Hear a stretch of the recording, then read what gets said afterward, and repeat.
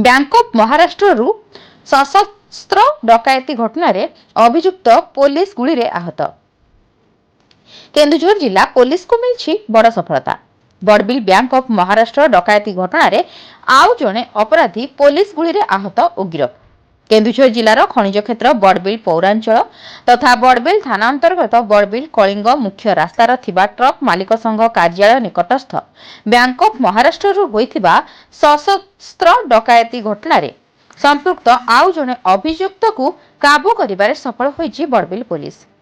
सूचना अनुसार बिहार राज्य पाटना जिला पिपरा अंचल शिव कुमार नामक अभियुक्त टांकुरा अंचल संधान पाइबा परे सकाळु पुलिस अभियुक्त को गिरफ करने को जाइथिबा बेले अभियुक्त पुलिस टीम उपर को गुली चलाइथिबा पुलिस रो पाल्टा गुली चालना जोगु अभियुक्त पुलिस गुली रे आहत होइथिबा बेले बड़बिल पुलिस ताकू काबू करी बड़बिल गोष्ठी स्वास्थ्य केन्द्र को नेइथिबा सूचना दैछंती बड़बिल थाना अधिकारी अशोक कुमार नायक।